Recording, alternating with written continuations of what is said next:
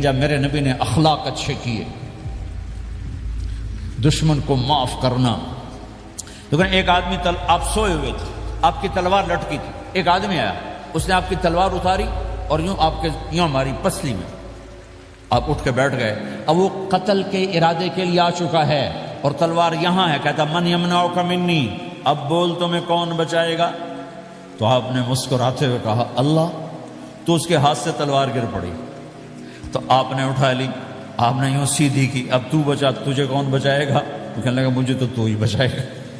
وہ تو اللہ کو جانتا نہیں تھا. کہا بابا مجھے تو ہی بچائے گا. تو آپ کہتے ہیں اس کا سر اڑا دو، یہ نبی کو قتل کرنے آیا ہے. میرے نبی نے فرمایا کلمہ پڑھتے ہو؟ کہا نہیں پڑھتا. کہا جاؤ معاف کیا، جاؤ معاف کیا. یہ میرے نبی کے اخلاق ہیں. 20 سال جنہوں نے قتل کے منصوبے بنائے، قتل کے منصوبے مکہ والے.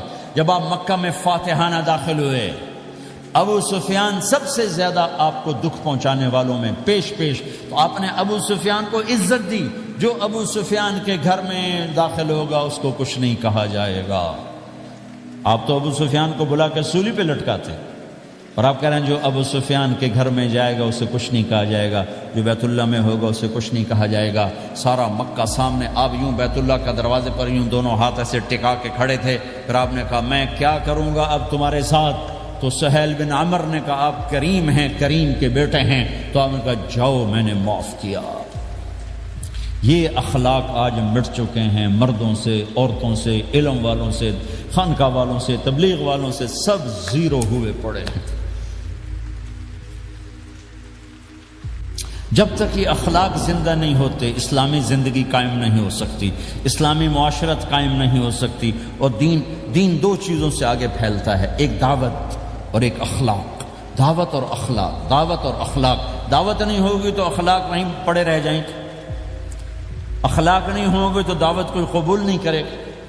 میرے نبی نے کتنے معجزے دکھائے مکے میں، نہیں کلمہ پڑھا. بدر میں ان کے 70 مارے گئے، فرشتوں کو دیکھا، جبریل کے گھوڑے کی آواز سنی، کلمہ نہیں پڑھا. خندق میں شکست ہوئی، کلمہ نہیں پڑھا. پانی نکلتے دیکھا انگلیوں سے، کلمہ نہیں پڑھا. ایک بکرے کا ایک بازو پکایا، ایک بازو بکرے کا، ایک اگلا جو بازو ہوتا، اور 40 آدمیوں نے کھانا کھایا اور ایک بوٹی کم نہیں ہوئی، ایک بوٹی کم نہیں ہوئی. کلمہ نہیں پڑھا. لیکن جب میرے نبی نے کہا جاؤ معاف کیا تو سارے ہی کلمہ پڑھ گئے کہ واقعہ یہ اخلاق نبی کے ہو سکتے. حنین کی جنگ میں جب بھاگے لوگ، شکست ہوئی، تو ایک صحابی کا بھاگتے ہوئے پاؤں ہمارے نبی کے پاؤں پر آیا، اور جوتا سخت تھا.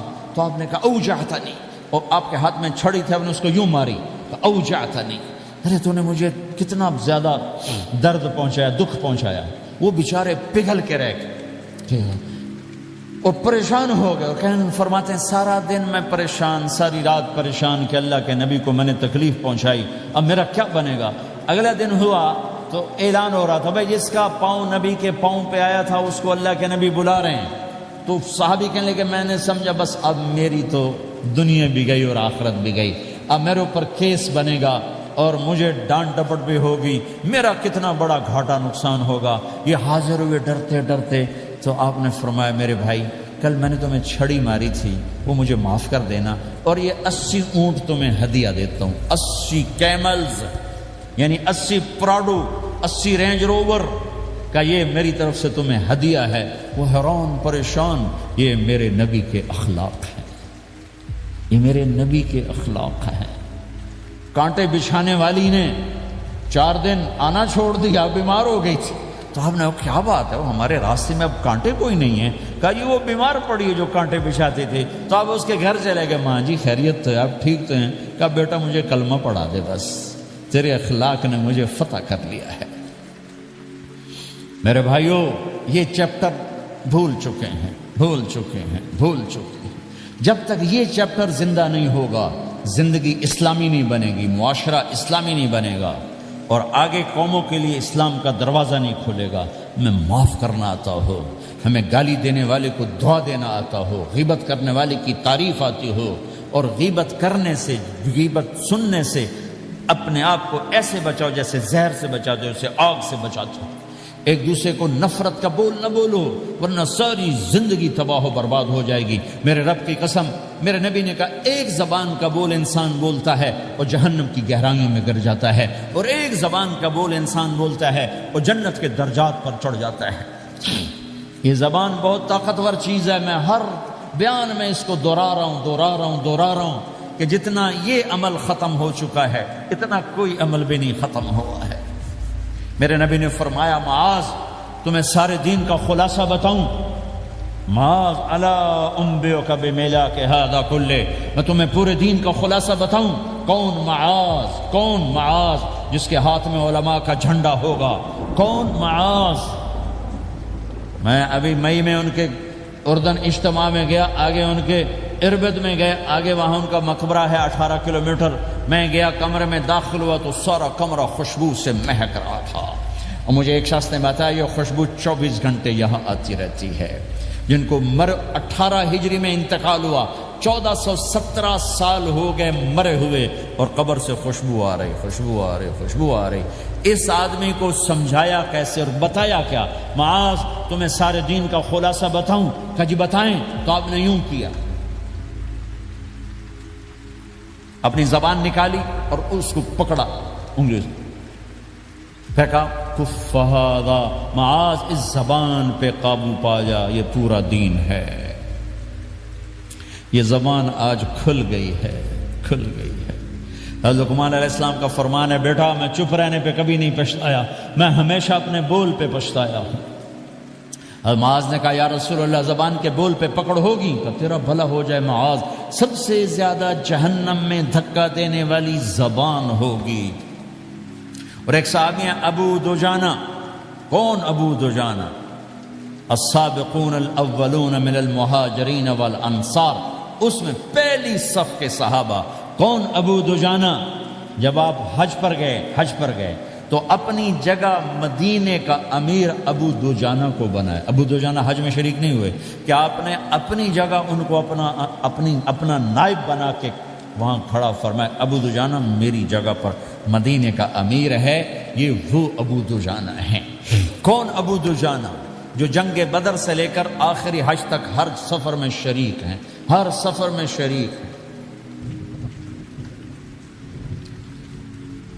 ان کی ایک بات میں بتانا چاہتا ہوں، پہلے تھوڑی سی ان کی ہسٹری بتانا چاہتا ہوں۔ کون ابو دجانہ؟ احد کی جنگ میں آپ نے تلوار اٹھائی، کہ اس تلوار کو کون لے گا؟ کئی صحابہ کھڑے ہو گئے۔ آپ نے کہا اس تلوار کا حق کون ادا کرے گا؟ سارے بیٹھ گئے، 3 آدمی کھڑے رہے، ایک زبیر بن عوام، ایک عمر بن خطاب، ایک ابو دجانہ۔ ان کا نام ہے سماک بن خرشنہ، ان کا نام ابو دجانہ سے مشہور ہے۔ تو آپ نے تلوار نہ عمر کو دی، نہ زبیر کو دی، ابو دجانہ کو دے دی۔ تو عمر رضی اللہ عنہ نے تو محسوس نہیں کیا، حضرت زبیر نے محسوس کیا کہ اس کو کیوں دی، مجھے کیوں نہیں دی؟ میں مہاجرین میں سے ہوں، میں پھوپھی کا بیٹا ہوں، میں اس سے دلیری میں کم نہیں ہوں۔ بلکہ حضرت زبیر کی دلیری کی تو دھاک تھی، جدھر سلوار چلتی تھی کاٹتی چلی جاتی تھی، کہنے کہ میں دیکھوں گا یہ کیا کرتا ہے۔ تو ابو دجانہ کے پیچھے پیچھے زبیر ہو لیے۔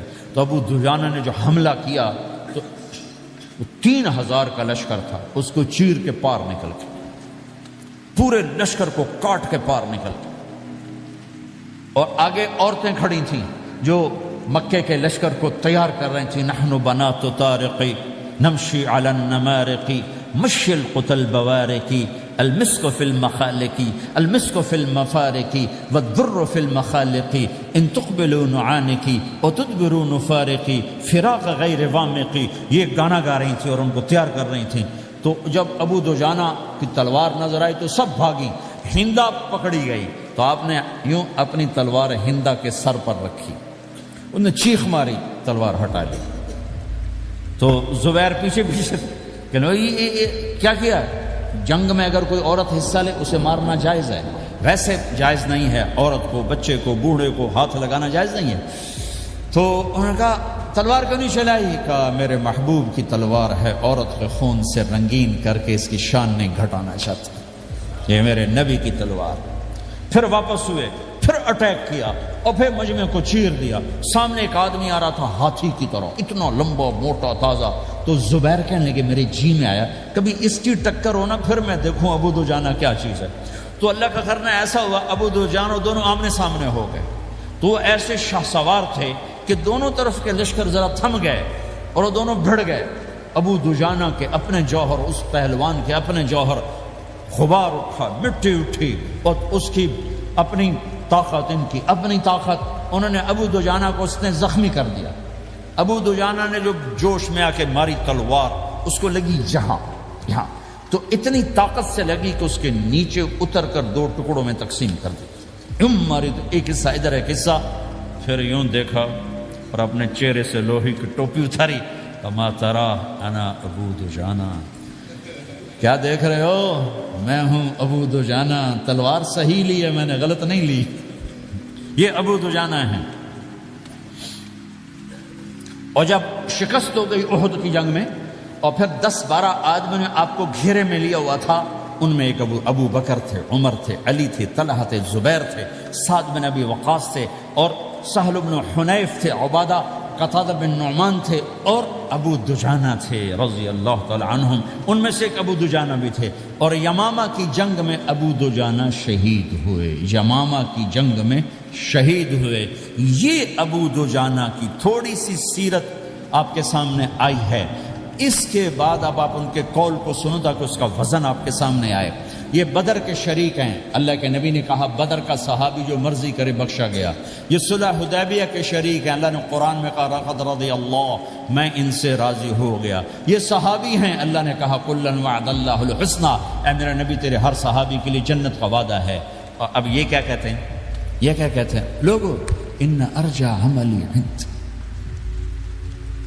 لوگو میرے پاس، ابو دجانہ میرے پاس بخشش کا سب سے بڑا عمل جانتے ہو کیا ہے؟ بدر نہیں، احد نہیں، حدیبیہ نہیں، خندق نہیں، خیبر نہیں، فتح مکہ نہیں، آخری حج نہیں. کیا ہے؟ کیا ہے لوگو؟ ان ارجع عملی عندی، میرے پاس آخرت میں بخشش کا سب سے بڑا عمل بس ایک ہے کہ ما آذیت احدا بلسانی، میں نے اپنی زبان سے کبھی کسی کو دکھ نہیں پہنچایا.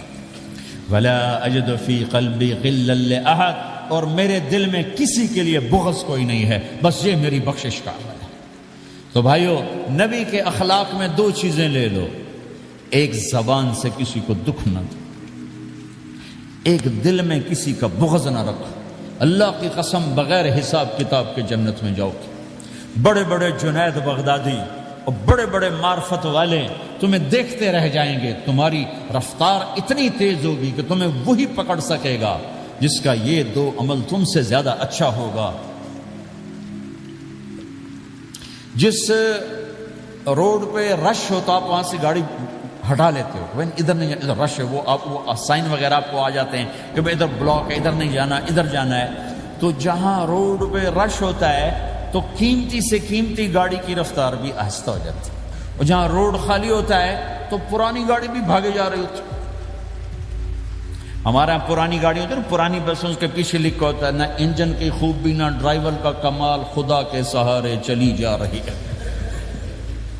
اور جس کے پاس ایسی گاڑی ہو، نہ انجن کی خوبی نہ ڈرائیور کا کمال، تو اگر اس کو روڈ خالی مل جائے تو وہ تو مرسیڈیز والے سے پہلے پہنچے گا، رینج روور والے سے پہلے پہنچے گا، بینٹلی والے سے پہلے پہنچے گا، رولز رائس والے سے پہلے پہنچے گا، جو وہ تو پھنسی کھڑی اور اس کا روڈ ہی خالی ہے. تو میرے بھائیوں، یہ میں ایک مثال دیتا ہوں.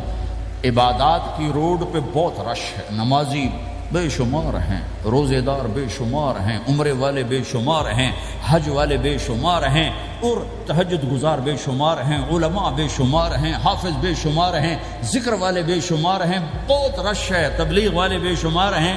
لیکن جو اخلاق والا روڈ ہے نا، یہ خالی پڑا ہے. اس پہ موٹر زوکی پہ چڑھ کے آ جاؤ تو سب سے آگے نکل جاؤ، سائیکل پہ چڑھ کے آ جاؤ تو سب سے آگے نکل جاؤ، کہ روڈ ہی خالی ہے. اخلاق کا روڈ خالی ہے. غصے کو پینا، دکھ دینے والے کے سامنے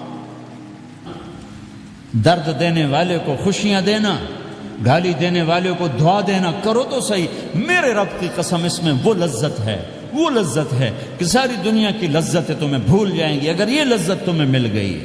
پی جا ایام کی تلخی کو بھی ہنس کے ناصر، غم کے سہنے میں بھی قدرت نے مزہ رکھا ہے۔ اپنے لہو کے گھونٹ پی، زخم پہ زخم کھا کے جی، آہ نہ کر لبوں کو سی، عشق ہے دل لگی نہیں، سینے پہ تیر کھائے جا، آگے قدم بڑھائے جا، یعنی زبان حال سے کہہ دے کہ ہاں ستائے جا۔ آج اخلاق کوئی نہیں ہے، میں تو روتا پھرتا ہوں۔ تبلیغ میں نکلو نکلو نکلو، خانقاہوں میں ذکر اور مدرسوں میں فقہ، کوئی تو اس سبق کو بھی یا اور بھی دکھ ہیں زمانے میں محبت کے سوا، راحتیں اور بھی ہیں وصل کی راحت کے سوا۔ جس دن امت کے اخلاق زندہ ہوئے آپ اسلام کی بہار دیکھو گے۔ اگر اپنے گھر میں خوشیاں لانا چاہتے ہو تو اللہ کی قسم بڑے گھر سے نہیں آئے گی، کوئی 5 لاکھ پاؤنڈ کی گاڑی سے خوشی نہیں آئے گی، کوئی بہت بڑا عالی شان بنگلہ بنانے سے خوشی نہیں آئے گی، تمہارے اخلاق سے گھر میں خوشی آئے گی۔ اگر بیوی کا سلوک تمہارے ساتھ اچھا ہے، تمہارا سلوک بیوی کے ساتھ اچھا ہے، اس گھر میں خوشی ہے۔ بیوی کا بول بدتمیز ہو تو خامند کی زندگی برباد، خامند کا بول بدتمیز ہو تو بیوی کی زندگی برباد، اولاد بد اخلاق ہو تو ماں باپ کی زندگی برباد، ماں باپ میں سختی ہو تو اولاد کی زندگی برباد، بھائی میں بول میں سختی ہو تو بھائی کی زندگی برباد، بہن بھائیوں میں سختی ہو تو بہن بھائی کی زندگی برباد، نیبر کے ساتھ سختی ہو تو نیبر کی زندگی برباد۔ میرے نبی نے فرمایا ما آمن بی من بات شبعان و جارہ جائع، وہ میرے اوپر ایمان لایا ہی نہیں جو خود پیٹ بھر کے کھائے اور پڑوسی بھوکا ہو۔ واللہ لا یؤمن، واللہ لا یؤمن، واللہ لا یؤمن، 3 دفعہ اللہ کی قسم ایمان والا نہیں، اللہ کی قسم ایمان والا نہیں، اللہ کی قسم ایمان والا نہیں۔ کون یا رسول اللہ؟ الذی لا یأمن جارہ بوائقہ، جو پڑوسیوں کو تنگ کرے وہ ایمان والا نہیں ہے۔ میرے بھائیوں یہ چیپٹر مٹ چکا ہے، کہیں نہیں دیکھنے کو ملتا ہے۔ ایسا نہیں کہ دنیا خالی ہو گئی ہے، لیکن 1 کروڑ میں 1 ملا تو کیا ملا، 1 کروڑ میں بھی 1 نہیں ملتا۔ میں بڑے لمبے سفر کر کے اس نتیجے پر پہنچا ہوں کہ 1 کروڑ مسلمان اکٹھے کروں، اس میں لاکھوں تہجد گزار ہوں گے، لاکھوں 5 وقت کے نمازی ہوں گے، اس میں لاکھوں عمرے حج کرنے والے ہوں گے، اس میں لاکھوں علماء حفاظ ہوں گے، لیکن شاید اخلاق والا ایک بھی نہ۔ اپنی زندگی کو اگر سکھ دینا ہے، چیزوں کے پیچھے نہ دوڑو، اخلاق بناؤ۔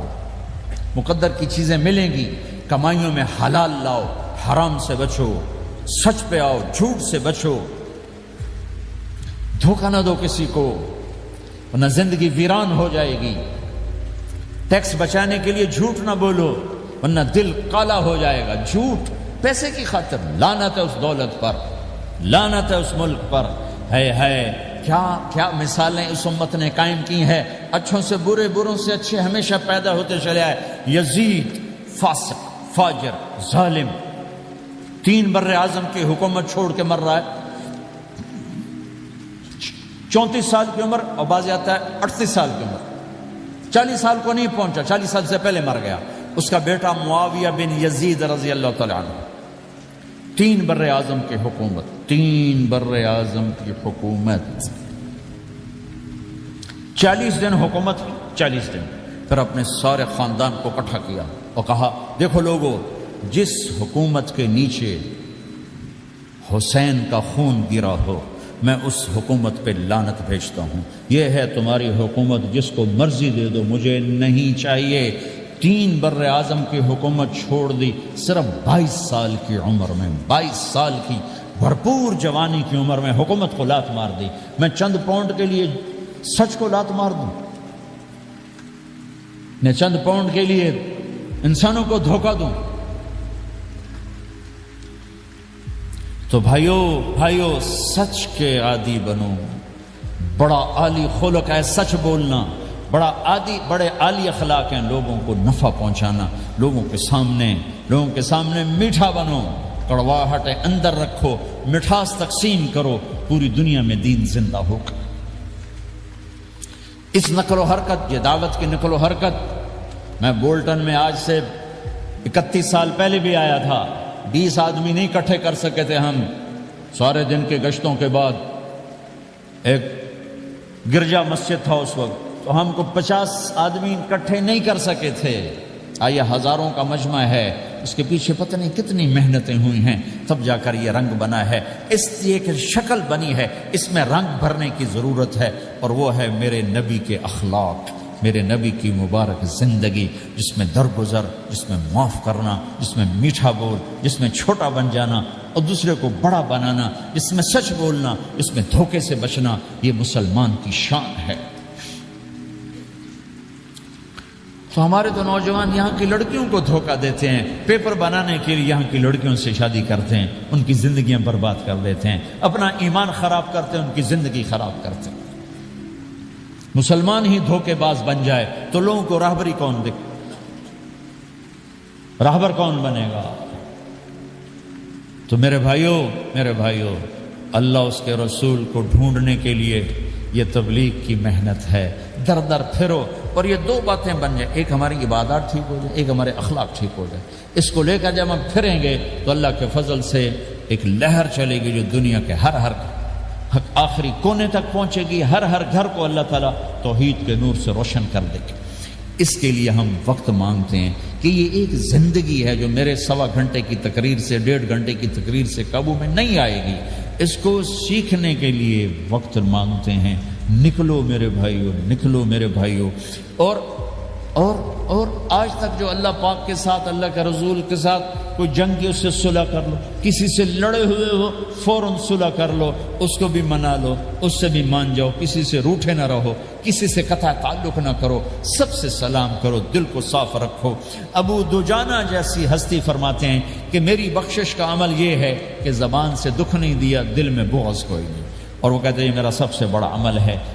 اپنے نبی کے اخلاق میں 2 باتیں لے لیں، اس زبان سے کسی کو دکھ نہ پہنچے، دل میں کتنے ہی لوگ ستائیں، بغض نہ رکھو، صاف کرو، دھو دو، اور فرائض میں نماز چھوٹے نہیں، اور پھر اس کو لے کر یہ امت پھرے، چونکہ اس امت کا کام بیٹھنا نہیں ہے، اس امت کا اجتماعی جرم ہے کہ انہوں نے اللہ کے دین کے لیے پھرنا چھوڑ دیا، اس امت کی اجتماعی خطا ہے کہ انہوں نے اللہ کے پیغام کو آگے پہنچانا اس کو اپنا کام نہ سمجھا، اس کے لیے پھرنا چھوڑ دیا تو اپنے بھی ہاتھوں سے نکل گئے، پرائے تو پہلے ہی پرائے تھے۔ تو میرے بھائیوں، اس کے لیے نیت کرو، ارادے کرو۔ جو بھائی یہ تیار ہوں 1 دسمبر کے آخر تک، تو وہ کھڑے ہو کر ذرا اپنے ناموں کا اظہار فرما دیں، اور یہ جو چھٹیاں آ رہی، یہ ساری چھٹیاں لگانے کے لیے جو نوجوان تیار ہوں وہ بھی کھڑے ہو کے اپنی شکلیں زیارت کروا دیں، اللہ بھی راضی ہو جائے، اللہ کا نبی بھی راضی ہو جائے، جلدی سے کھڑے ہو کر بتا دیں۔ فرمائیں جی۔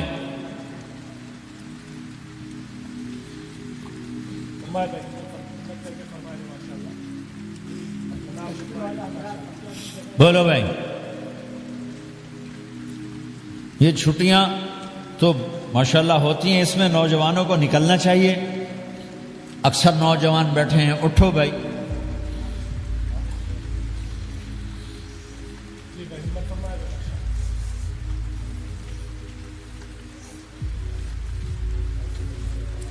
جلدی فرمائے بھائی، جلدی فرمائے، ایسے نہیں ہوگا، پہلے 4 مہینے دینا پھر سنو گا۔ بیٹھ جاؤ، یہاں سوال نہیں کیا جاتا۔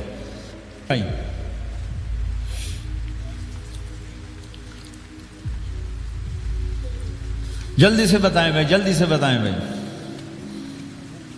ان چھٹیوں میں کون نکلے گا اللہ کے راستے میں؟ ان چھٹیوں میں جو نوجوان تیار ہوں کھڑے ہو جائیں، ان چھٹیوں میں جو تیار ہیں چھٹیاں لگانے کے وہ کھڑے ہو جائیں، چھٹیاں اللہ کے راستے میں۔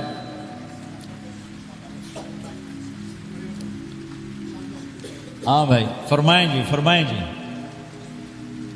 بھائی۔ اور آپ کے لیے آسان کر دیتا ہوں، اس سال آج کیا تاریخ ہے بھائی؟ 22 نومبر۔ اگلے سال 22 نومبر تک اللہ زندگی رکھے، جو بھائی چلے 4 مہینے کے لیے تیار وہ کھڑے ہو جائیں، 1 سال کے اندر انشاءاللہ ہم جائیں گے، وہ بھائی کھڑے ہو جائیں۔ 1 سال کے اندر اندر انشاءاللہ ہم نے جانا ہے، ترتیب بنانی ہے، وہ کھڑے ہو جائیں۔ زندگی میں جو کہیں گے ہم نکلیں گے وہ بھی کھڑے ہو جائیں۔ چلو سارے بیریئر ہٹا دیتا ہوں، لو بھائی سب کی تشکیل ہو، بیٹھ جاؤ بھائی، ماشاءاللہ بیٹھ جاؤ بھائی، بیٹھ جاؤ بھائی، بیٹھ جاؤ بھائی۔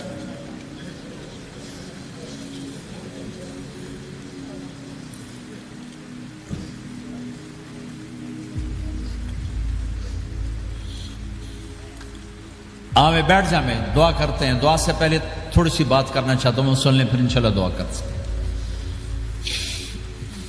مسلمان کی زندگی چلتے پھرتے دعوت ہے، مسلمان کی زندگی چلتی پھرتی دعوت ہے۔ اگر اسلام ہماری زندگی میں ہو، عبادات ایسی چیزیں جو نظر نہیں آتی، اخلاق ایسے چیزیں جو چھپ نہیں سکتی۔ اخلاق ایک ایسی صفت ہے جس کو آپ چھپا نہیں سکتے، بد اخلاقی ایسی برائی ہے جس کو آپ چھپا نہیں سکتے۔ شراب تو چھپ سکتی ہے، اندر کمرے میں بیٹھ کے پی لو، روزہ چھپ سکتا ہے، نہیں رکھا کسی کو کیا خبر، نماز بھی چھپ جاتی، نہیں خبر پڑھی ہے کہ نہیں پڑھی، لیکن برے اخلاق بھی نہیں چھپتے اور اچھے اخلاق بھی نہیں چھپتے۔ ایک اچھے اخلاق خوشبو کی طرح مہکتے ہیں اور برے اخلاق گندگی کی طرح بدبو چھوڑتے ہیں۔ ہمارا معاشرہ اسلامی اس وقت بنے گا جب ہمارے اخلاق عالی ہوں گے، تو یہ نقل و حرکت اس کو طاقت پہنچائے گی۔ یہ گھر بیٹھنے سے چیز نہیں آئے گی بھائی، پھرنا پڑے گا، دھکے کھانے پڑیں گے، لیکن ان دھکوں میں بھی اللہ نے بڑی لذت رکھی ہے، بہت عجب نشہ ہے اس کا۔ جنید جمشید مجھے پہلی دفعہ ملا 97، جب وہ بہت بڑا اس وقت تھا، وہ لیجنڈ گلوکار، تو اس نے مجھ سے کہا کہ مولانا جس گلیمر کو پاکستانی نوجوان خوابوں میں دیکھتے ہیں وہ گلیمر مجھے فزیکلی حاصل ہے، لیکن میرے اندر اندھیرا ہے، روشنی نہیں، خالی ہے۔ کیوں؟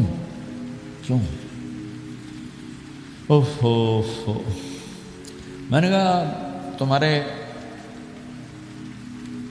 سیدھے گھٹنے میں درد ہو، تم الٹے گھٹنے میں دوا لگاؤ تو فائدہ ہوگا کہ نہیں؟ میں کہا اندھیرا تمہاری روح میں ہے اور تم روشن کر رہے ہو جسم کو، کبھی میوزک سے، کبھی کسی چیز سے، کبھی کسی چیز سے، تو عورت، شراب، میوزک، ان کا روح میں کوئی واسطہ ہی نہیں، یہ روح تک جاتی نہیں، ان کی پینیٹریشن جسم تک ہے، اور جسم کو کنٹرول روح کرتی ہے۔ جب روح میں بھوک اٹھتی ہے تو وہ پریشانی میں کی شکل میں ظاہر ہوتی ہے۔ تم اللہ سے تعلق بنا دو، یہ سب کچھ ٹھیک ہو جائے گا۔ پھر جب ہم نے 3 چیلے شروع کیے تو اس کا مجھے فون آیا، ہمارا ایک شہر ہے چھوٹا سا، زلزلے میں ختم ہو گیا تھا، بالاکوٹ، تو اس کا مجھے وہاں سے فون آیا کہ مولانا میں ایک پرانی مسجد میں ایک پھٹی ہوئی چٹائی پر لیٹا ہوا ہوں، اور جس سکون کو میں 5 سٹارز ہوٹل میں دیکھتا تھا، ڈھونڈتا تھا، وہ آج مجھے یہاں مل چکا ہے، اور مجھے یوں لگتا میں ہوا میں اڑ جاؤں، ہوا میں اڑ جاؤں۔ کیا ہوا کہ اللہ سے تعلق بنا اور روح میں سکون آ گیا، ٹھنڈک آ گئی۔ تو ایک گناہوں سے بچنا اور ایک فرائض کو پورا کرنا، ایک اپنے اخلاق کو ٹھیک کرنا،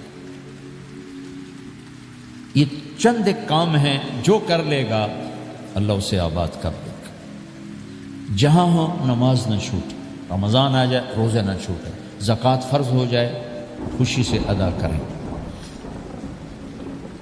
اپنی کمائیوں کو حلال پہ لائیں، غلط کاغذات سے، غلط پیپر سے، غلط ہیرا پھیری سے پیسہ نہ بنائیں، یہ پیسہ تباہی کے سوا کچھ نہیں لاتا۔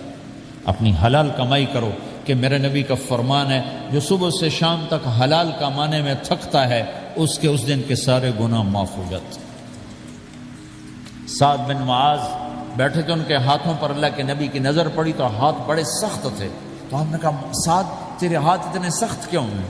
کہا جی میں اپنے باغ میں خود کام کرتا ہوں، اس سے یہ سخت ہو گئے۔ تو آپ نے سعد کا ہاتھ پکڑا اور ایسے چوما اور کہا اپنے بچوں کو حلال کھلانے میں بچوں کو حلال کھلانے میں جو ہاتھ ایسا ہو جائے گا اس پہ جہنم کی آگ حرام ہو جائے گی۔ کہ بھائیو حلال، جھوٹ نہ داخل کرو، چاہے کتنے بڑے مفتی فتویٰ دیں کہ ٹیکس بچانے کے لیے جھوٹ بولنا جائز ہے، میں کہتا ہوں نہیں، سچ۔ 2 سودے ہیں، ایک طرف چند 100 پاؤنڈ ہیں، ایک طرف سچ ہے، جس کو لینا ہے لے لو۔ سچ کو لوگے تو اللہ کے قدموں میں چلے جاؤ گے، اللہ کے حبیب کی چھاؤں میں چلے جاؤ گے، اللہ کی چھاؤں میں چلے جاؤ گے۔ جھوٹ ہاں صرف جھوٹ بولنا جائز ہے، دو بھائی لڑ پڑے ان میں صلح کرانے کے لیے جھوٹ بولنا جائز ہے۔ میاں بیوی لڑ پڑیں تو بیوی کو منانے کے لیے خامند جھوٹ بول سکتا ہے، خامند کو منانے کے لیے بیوی جھوٹ بول سکتی ہے۔ اس کے علاوہ جھوٹ نہیں ہے، سچ کے ساتھی بنو۔ اللہ کی قسم وہاں سے رزق آئے گا جہاں سے وہم و گمان بھی نہیں۔ پھر آپ اس حکومت کو دھوکہ دیتے ہو جو آپ کی ہمدرد۔ ہماری حکومتیں تو خود بھی چور ہیں تو ان کو چور پڑے ہوئے، چوروں کو چور پڑے ہوئے۔ تمہاری حکومتیں تو چور نہیں ہیں تو تم پہ خرچ کرتے ہیں۔ ان سے بینیفٹ لینا ہو تو پیچھے پیچھے ہو، ان کو ٹیکس دینا ہو تو کہتے ہو کدھر لکھا ہے شریعت میں ٹیکس دینا جائز ہے؟ کیا لکھا ہوا؟ آگے مفتی بھی بیٹھے ہوئے فتوے دینے کے لیے۔ جب ان سے نفع اٹھاتے ہو تو ان کو نفع پہنچاؤ، ان سے سہولتیں لیتے ہو ان کو سہولت پہنچاؤ۔ جو تمہارے خرچ کرنے میں دیانتدار ہیں ان کے ساتھ بددیانتی نہ کرو۔ مسلمان ہو اور دھوکہ، یہ دو چیزیں جوڑ نہیں سکتی۔ اپنی عیاشی تھوڑی کم کر دو تو اللہ اس میں برکت دے گا۔ آپس میں کبھی اونچ نیچ ہو جائے فوراً صلح کرو، لڑائی پہ باقی نہ رہو کہ جی ہم نے بات نہیں کرنی، ہمارا سلام دعا ختم، ایسا کبھی نہیں کرنا۔ اونچ نیچ ہوتی ہے لیکن فوراً صلح کرو۔ ماں باپ میاں بیوی کٹھے رہتے ہیں تو ہمارا سسرالی معاشرہ بہت سخت قسم کا ہے۔ ماں باپ اتنی مداخلت کرتے ہیں بچے میں کو ان کی زندگی تباہ کر دیتے۔ ساس سسر بہو پہ اتنا حق جتلاتے ہیں کہ خامد کا بھی اتنا حق نہیں رہ جاتا، اس سے زندگی ٹوٹ جاتی ہے۔ اگر سسر ہو بہو کو عزت دو، ساس ہے بہو کو عزت دے، بہو ہے ساس سسر کو عزت دے۔ لیکن اللہ کی قسم ساس اور سسر کا بہو پہ کوئی شرعی حق کوئی نہیں۔ میرے بچے کی شادی ہوئی، میں نے اپنی بیوی سے کہا بات سنو، ہم کسی کی بیٹی کو لے کے آ رہے ہیں، اگر ماں بن کے دکھاؤ گی تو میں یہاں اس کو لاؤں گا، اور اگر ماں بن کے نہیں دکھانا تو میں اس کو الگ گھر دیتا ہوں، تاکہ ہم اس کی زندگی میں دخل انداز نہ ہوں، ہم ان کی زندگی کو خراب نہ کریں۔ اگر کسی کے پاس الگ گھر دینے کی وسعت نہیں ہے تو وہ خود تو الگ ہو سکتا ہے کہ نہیں ہو سکتا؟ ایک ہی گھر میں رہتے ہیں، الگ گھر کی وسعت نہیں تو دونوں باہر نکل جاؤ، بچوں کی زندگی سے باہر نکل جاؤ، اپنا ان پر حاوی نہ کرو ورنہ آپ خود بھی برباد ہو جاؤ گے، ان کو بھی برباد کر دو۔ کتنی طلاقوں کے پیچھے ساس اور سسر ہیں، کتنی طلاقوں کے پیچھے میاں بیوی کی آپس کی بدتمیزی ہے کہ اس ماحول میں برداشت کرنے کا رواج ہی ختم ہو گیا۔ برداشت نہیں کرنا، بڑا نقصان سہنا ہے، چھوٹا نہیں سہنا۔ ڈائمنڈ کیسے بنتا ہے؟ ڈائمنڈ کاربن ہے، وہ ڈائمنڈ کیسے بنتا ہے؟ وہ پریشر کو برداشت کرتا، اللہ چمکا کے اسے ڈائمنڈ بنوا دیتا۔ تو نوجوانوں کے ذمے ہے کہ اپنی بیوی کو پروٹیکشن دیں ماں باپ سے۔ ماں باپ زیادتی کریں سامنے آ جائیں، ہاتھ جوڑیں، پاؤں پکڑیں، بدتمیز نہ ہوں کہ ابا جی میں آپ کا حکم، اب مجھے اس کہیں کیا کرنا ہے، اماں جی اب مجھے فرمائیں میں کیا کرنا ہے، میرے ذمے ہے، اس کے ذمے نہیں ہے۔ بیوی زیادتی کرنے لگے تو اس کے سامنے ہو جاؤ، دیکھو بیگم یہ تیرا میرا رشتہ ٹوٹ سکتا ہے، ماں باپ کا رشتہ ٹوٹ نہیں سکتا ہے۔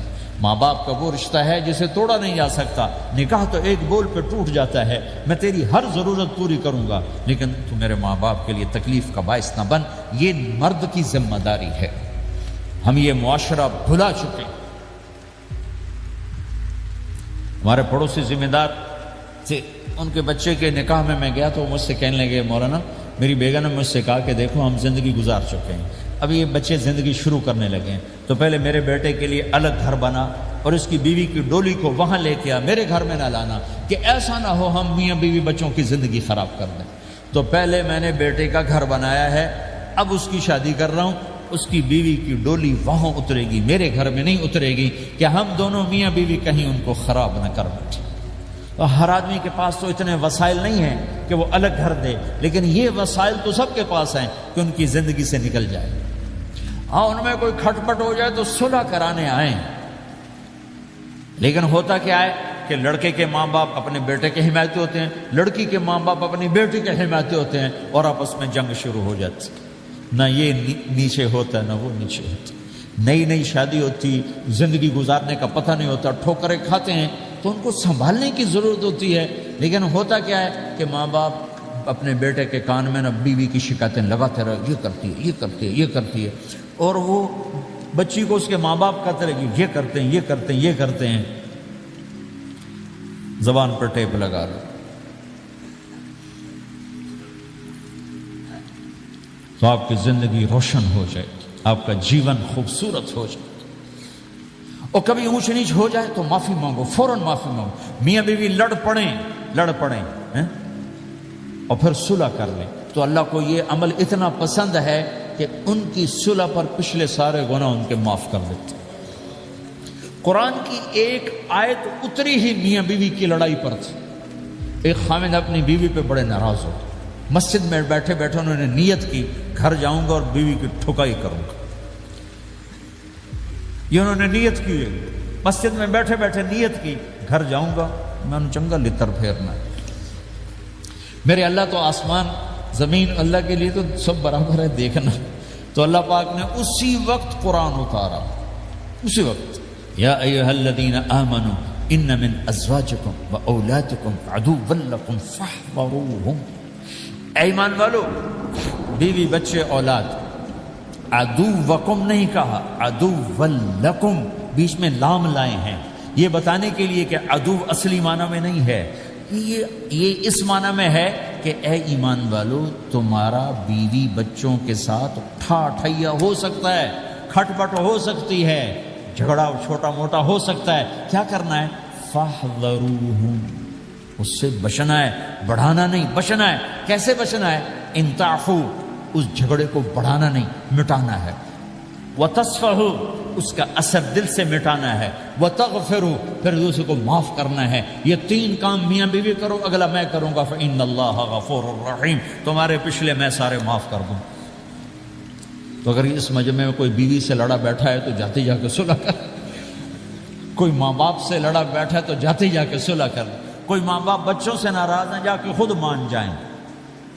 اس ماحول میں بچوں کو پیار سے لے کے چلنے کی ضرورت ہے.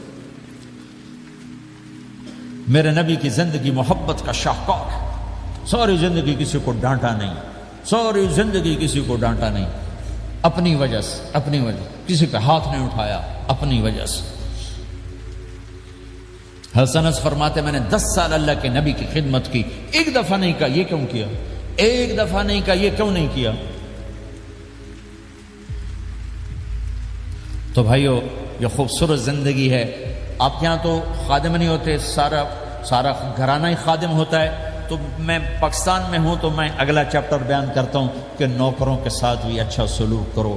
وہ یہاں ہے ہی نہیں، تجھے آپ پہ ہی بانڈے مانجنے، آپ پہ ہی ٹوائلٹ صاف کرنا ہے، آپ پہ ہی گڈی صاف کرنی، ڈرائیور بھی آپ پہ تھے، مالک بھی آپ پہ، پٹرول بھی آپ پہ پاؤ. بھائی چنگا انگلینڈ ہے، پٹرول بھی آپ پہ پاؤ، ہوا بھی آپ پہ بھرو. 2.5 لاکھ کی گاڑی یا ڈرائیور آپ پہ. ہماری 2.5 لاکھ پاؤنڈ کی، ہماری 2.5 لاکھ کی سزوکی ہوتی ہے. ہمارا نوکر بیٹھا گاڑی چلا رہا تھا. نوکر تو اللہ کی بڑی نعمت ہے، تم اس سے محروم ہو. کچھ اس کے فائدے بھی ہیں، کچھ نقصان بھی ہیں، لیکن فائدے زیادہ ہیں. ہمارے بچے اتنے سست ہو جاتے ہیں کہ پانی کا گلاس کہو تو اٹھ کے ہی نہیں دیتے، وہ آگے نوکر کو بلاتے. میری اپنی میرے ابا جی مجھے کوئی کام کہتے، اتر جا، میں نا انہوں صد کیا، تو میں جا ابا جی آگے انہوں صد کیا. میں خود نہیں جاتا، ایسی سستی پڑ جاتی. یعنی تمہیں اپنی حماقت سے بتا رہا ہوں. سردی میں لیٹا ہوا تھا تو میری رضائی گر گئی، تو میں نے باہر سے نوکر بولایا. میں کہا بشیرہ او جی اور میں نا رضائی میری اتنے پا. تو اپنا سنا رہا ہوں. لیکن آپ جہاں جاب کرتے ہیں، جہاں جاب کرتے ہیں وہاں دیانتداری سے جاب کرو، دھوکہ نہ ہو، فریب نہ ہو، فراڈ نہ ہو. آپ بھی کہیں ملازم تو ہیں، کہیں کام کر رہے ہیں، کوئی آپ کی دکان پہ کام کر رہا ہے، گھروں میں کام کرنے والے، دکانوں پہ کام کرنے والے تو ہیں. اور جن لوگوں کے پاس پیپر نہیں ہوتے ان کو اتنے تھوڑے پیسے دیتے ہیں کہ وہ بیچارے روٹی بھی نہ کھا سکتے. تو بھائی یہ لینے چونکہ ان کو پتہ ہے کہ بیچارہ پھنسا ہوا ہے اور کہیں نہیں جا سکتا ہے. تو ایسا نہ کرو، یہ ظلم نہ کرو. اول تو ایسے لوگ رکھو نہیں، تمہارے لیے قانون اس کی گنجائش کوئی نہیں. لیکن اگر کوئی اس طرح رکھتا ہے تو پھر یہ ظلم نہ کرے. کہ 100 کی بجائے 10 پاؤنڈ دے رہا ہو، بھائی لینے تو لے لو، اس کو پتا اس بیچارے نے کہیں نہیں جانا. ایسے ظالم نہ بنو. وہ ہمارے یہاں کرائسس چل رہا ہے بہت زیادہ، تو جو بیچارہ پھنس جاتا ہے نا، تو پراپرٹی بیچنے پر آتا ہے تو اس کی 1 کروڑ کی پراپرٹی کے 20 لاکھ لگاتے ہیں. میں گزر رہا تھا مال ٹاؤن میں، ایک دوست کے پاس ٹھہرا تھا، وہ پراپرٹی ڈیلر تھا. تو ہم صبح واک کر رہے تھے تو ایک گھر کے قریب سے گزرے، کوئی 6 کنال کا گھر تھا. مجھ سے کہنے لگا مولانا اس گھر کی قیمت ہے 24 کروڑ. 24 کروڑ کا گھر ہے فزیکلی، لیکن اس کا مالک پھنس چکا ہے قرضوں میں، اب اس کو بیچنا چاہتا ہے. تو 18 کروڑ سے اوپر 1 پیسہ نہیں کوئی لگا رہا، اور یہ اس بیچارہ بیچے گا. یہ 8 کروڑ کا لاس لے کر، 6 کروڑ کا لاس لے کر بیچے گا، چونکہ یہ پھنس چکا ہے. میں نے کہا اگر میرے پاس پیسے ہوتے تو میں اس کا 24 کروڑ کا گھر لیتا 30 کروڑ کا، کہ 24 کروڑ اس کے قرضے میں جاتے اور 6 کروڑ سے اپنا الگ کاروبار کر لیتے. مسلمان تو مظلوم کی مدد کرتا ہے، مسلمان تو دکھی کی مدد کرتا ہے، نہ کہ مصیبت زدہ کو اور لوٹ لینا، مرے نو مارے شاہ مدار، یعنی مصیبت زدہ پر اور مصیبت ڈالنا. بھائیو، یہ وہ خوبصورت اخلاق ہیں، اپناؤ گے اللہ چمکائے گا، اللہ اس جہان کی عزت دے گا. اور ایک آخری میری بات ہے، بہت بڑا مجمع ہے، بہت سارے نوجوان نظر آ رہے ہیں. آج تک جو اللہ رسول سے جنگ کی اس سے صلح کر لیں، جو گناہ کی اس سے معافی مانگ لیں. ادھر ہم معافی مانگیں ادھر اللہ معاف کر دے گا، ادھر ہم توبہ کریں گے ادھر اللہ معاف کر دے گا. اور آپ تو ماشاءاللہ سارے بہت اچھے بیٹھے ہوئے ہیں. میرا ایک شاگرد ہے مولوی امجد، کراچی میں امام مسجد، اس کے پڑوس میں ایک عورت تھی، وہ لڑکیاں سپلائی کرنے کا کام کرتی تھی. کتنا ذلیل کام ہے. اور سال ہا سال سے اس کے بیٹے سے اس میرے شاگرد نے دوستی لگائی اور میرے بیان کی کیسٹ دے دی کہ بھائی یہ سن لینا، میرے استاد جی کی کیسٹ. اس نے گھر میں جا کے لگا لی. اس کی ماں چلتے پھرتے کانوں میں آواز پڑ رہی ہے. آخر وہ آ کے بیٹھ گئے، کہنے لگی سنا، مجھے بھی سنا. تو اس نے سارا سنا، پھر کہا دوبارہ سنا، پھر سنا، کہا دوبارہ سنا، پھر سنا. تو کہنے لگی یہ کون ہے؟ کہا پتہ نہیں کون. تمہیں کس نے دی؟ کہا یہ امام مسجد نے. تو بچے کا ہاتھ پکڑا اور آ گئی دروازے پر. اس لوگ تراویح پڑھ کے باہر نکل رہے تھے. کہنے لگے میں نے امام صاحب سے ملنا ہے. وہ آ گئے. کہا جی یہ کیسٹ آپ نے دی؟ یہ کون ہے؟ کہا میرے استاد ہیں. کیا نام ہے؟ طارق جمیل. اچھا. انہوں نے توبہ کی بڑی بات بتائی ہے، تمہیں پتہ ہے نا میرا کیا کام ہے؟ کہا میری توبہ قبول ہو سکتی ہے؟ کہا کیوں نہیں اماں جی ہو سکتی. کہا ٹھیک ہے پھر میں اللہ کو گواہ بناتی ہوں، میری توبہ. اور اس نے مسجد میں آنا شروع کر دیا تراویح میں. 5واں روزہ ہے اور دعا مانگتی ہے اللہ اگر میری توبہ قبول ہے تو مجھے اپنے پاس بلا لے. یا اللہ اگر میری توبہ قبول ہے تو مجھے اپنے پاس بلا لے. 29ویں روزے سجدے کی حالت میں اللہ نے اٹھا لیا. ساری زندگی کام کیا؟ لڑکیوں کی سپلائی. اتنا بدترین کام. اور موت آئی رابعہ بصری جیسی. یہ ہے توبہ کا کمال کہ اللہ کی رحمت سے کبھی نا امید نہیں ہونا چاہیے. اللہ کوئی تھانے دار نہیں ہے کہ اس نے چھتر پھیرنا ہے. اللہ کریم ہے، مہربان ہے، ہمارا دوست ہے، ہمارا رب ہے. تو جب کبھی خطا ہو فوراً توبہ کرو، فوراً توبہ کرو. انشاءاللہ ایک دن آئے گا کہ اللہ ہمیں اپنی توبہ پہ پکا کر دے گا.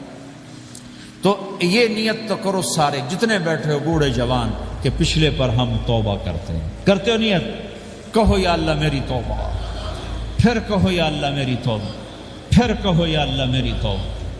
اگر یہ آپ نے سچے دل سے کہا ہے تو آپ کو مبارک ہو، آپ کے سب گناہ معاف ہو گئے، سارے معاف ہو گئے. حقوق باقی ہیں، علماء سے پوچھ لینا ان کی ادائیگی کیسے کرنی ہے. گناہ سارے معاف ہو گئے. اور آئندہ اگر کبھی توبہ ٹوٹے تو پھر کر لینا، پھر کر لینا، پھر کر لینا. میرے رب کی رحمت پہ کوئی اثر نہیں پڑتا. لن تبلغوا ضری فتضرونی ولن تبلغوا نفعی فتنفعونی. یہ میرے رب کی صفت ہے. وہ کہتا میں نفع سے بھی پاک ہوں، نقصان سے بھی پاک ہوں. نہ کوئی مجھے نفع پہنچا سکتا ہے، نہ کوئی نقصان پہنچا سکتا ہے. تو میرے گناہوں سے اس کو کیا گھاٹا پڑتا ہے؟ مجھے گھاٹا پڑتا ہے. لہٰذا جب بھی ہم معافی مانگیں گے وہ خوشی سے معاف کریں گے، جب بھی توبہ کریں گے خوشی سے قبول کریں گے. ٹھیک ہے نا؟ سارے نیت کرتے ہو؟ درود شریف پڑھو. اللہم لک الحمد کما انت اہلہ وصلی علی محمد کما انت اہلہ وفعل بنا ما انت اہلہ انک اہل التقوی و اہل المغفرہ. ربنا آتنا فی الدنیا حسنہ وفی الآخرة حسنة وقنا عذاب النار. یا اللہ ہم نے توبہ کی ہے، ہماری توبہ قبول فرما۔ یا اللہ اپنے فضل و کرم سے اس کو پختہ فرما، اپنی محبت دے، اپنے حبیب کی محبت دے، اپنے حبیب کی معرفت دے۔ اس سب نوجوانوں کو قبول فرما، اس پورے شہر میں بسنے والے اہل ایمان کو قبول فرما، اس مسجد مدرسے کو قبول فرما۔ یا اللہ پوری دنیا کے انسانوں کے لیے ہمیں ہدایت کا ذریعہ بنا، ہمیں ہدایت کا ذریعہ بنا، ہمیں ہدایت کا ذریعہ بنا۔ یا اللہ ہم سے راضی ہو جا، ہم سب سے راضی ہو جا۔ جو ہمارے اہل و عیال مر کے تیرے پاس چلے گئے ان کی بخشش فرما دے، جب ہمارے جانے کا وقت ہے تو ایمان پہ خاتمہ نصیب فرما۔ یا اللہ ہمیں بیماریوں سے نجات دے، دکھ دردوں سے نجات دے، قرضوں سے پریشانیوں سے نجات دے، ہمیں کشادہ زندگی عطا فرما، ہمیں حلال کشادہ رزق عطا فرما، جسمانی ایمانی صحت مقدر فرما، ہر قسم کے دکھ درد ہمارے جسم سے چن لے، ہمیں عافیت صحت والی زندگی دے، اپنی اطاعت میں تھکنے والا بدن دے، اور اپنے راستے میں خرچ کرنے والا مال دے، اور آپس میں الفت اور محبت دے، ہمارے اندر کے بغض نکال دے، حسد نکال دے، نفرتیں نکال دے، ہم سب سے راضی ہو جا اور ہمیں اپنے سے راضی کر لے۔ وصلی اللہ تعالی النبی الکریم، آمین برحمتہ۔